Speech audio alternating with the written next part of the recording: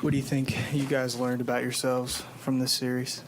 I mean, we need to get better. We need to get better. We need to be healthy. I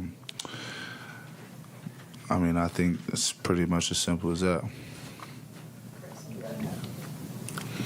You were really aggressive looking for your shot in games 4 and 5. Had a lot of success with that. Lakers put a lot of focus clearly on you from the jump tonight. What happened with you that sort of kept you from getting to your spots and getting in the rhythm with it? Yeah, I mean, give them credit. You know, they blitzing every time I come off a pick and roll. And, you know, obviously Luke is a big part of what we do, spacing the floor. And, you know, it's easier for defenses to key in on guys. But, you know, I thought I had some good looks, just didn't fall. You said y'all need to get better, y'all need to get healthy. A lot of impactful players, you know, out this game, out this series. How do you think that impacted things? I mean, it would be dumb to say that it didn't, you know what I'm saying, play a part in it. Steve-O was a big part of what we did all season long, and obviously BC was too. You know, but hats off to X. I mean, he was tremendous, stepped in and gave us a lot. You know, I'm super proud of him. He's been through so much this season, you know, in the rotation, out of the rotation, starting, playing in the G League, you name it, you know, and to give us great minutes in the playoffs just says a lot about him and who he is and his work ethic. So, you know, obviously we missed guys, but we had guys step up as well. I asked Taylor this, but I want to get your thoughts as one of the leaders of this team. How do you think the culture in this team and in the locker room needs to change?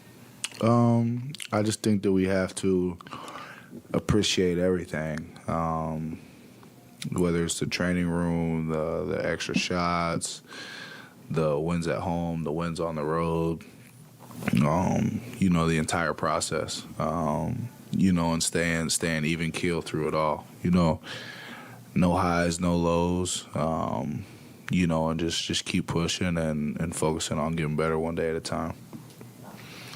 Des, if you I guess you had to sum up what happened out there, man, and how, you know, that made the game just get out of hand like it did. Yeah, I mean, hats off to them. You know, they out-rebounded us. We turned the ball over. They got out in transition. Obviously, we didn't shoot the ball well from the floor, so they're getting out and pushing. D'Angelo Russell had a night. You know, we knew they were going to come out with some force, playing in front of their home crowd, Game 6. You know, and we didn't match it. Hey, Des, kind of following up on what Tim asked. Taylor said something similar, too, in response to that question about not taking for granted. You said appreciate. Was there kind of like a sense of entitlement or maybe taking some things for granted that you shouldn't have? I mean, I think so a little bit. You know, last year we were kind of the surprise team, you know, in the league and was able to work our way to the 2 seed. And it just seemed like, you know, we were celebrating every moment. You know, wins on the road, and it's everybody's training staff, coaching staff, players. You know, everybody was really into it, you know, because we didn't know how good we were, you know, and we were just, you know, trying to win games and play to the Grizzlies standard. And this year we came in with some different expectations. And, you know, I don't want to say that we overlooked the process or you know, the daily things just because Coach is always preaching, you know, take care of today, do the best you can today with whatever that task is. But, you know, we got to be better, and that's where our player development, you know, comes in and will shine bright on a stage like this. Your team had such a great emotional win in Game 5. You're coming in here all hyped up with confidence and ready to roll, and then you have a result like tonight. How much of a shocker is this? How surprised are you by what happened tonight? I mean, it sucks, you know, to end our season the way that we did, you know, but something that, you know, I'm not going to forget, and I think a lot of guys in the locker room won't forget, and will be good for us moving forward for this offseason and for the years to come. I guess you could say when we came in the locker room, it looked like, it was a little bit loose, not really like the last game of the season, but before we came in, how would you describe, the locker room, I guess, after the game? I mean, we got a lot of young guys. We got a few guys that have been here before, and, just first and foremost, telling everybody congratulations on, getting through an NBA season. I think that's something that everybody should appreciate regardless what your role is on the team. And, I had some conversations with some young guys kind of one-on-one, just talking about the jumps that, they need to take, and, we all need to take. I got to be better, Jaren's got to be better, Ja's got to be better, 1 through 15. Everybody's got to be better. So just kind of putting that bug in guys' ears, heading into the offseason. How would you last two, Mark and Teddy?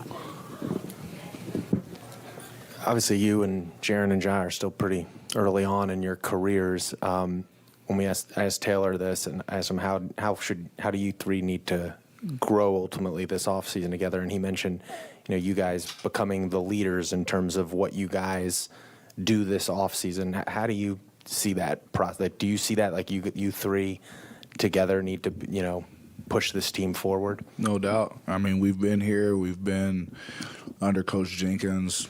We know what he expects. We know what the Grizzlies standard is. We're the guys that everybody's going to turn to on the team. So, we got 3 years of playoff experience now. So I think that, we need to lead the charge and lead these guys.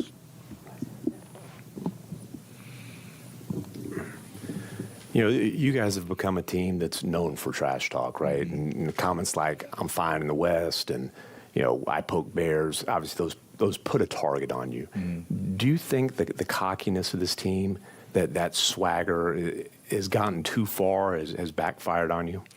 I mean, it's easy to say that, after we lose a series and in the season the way we did, but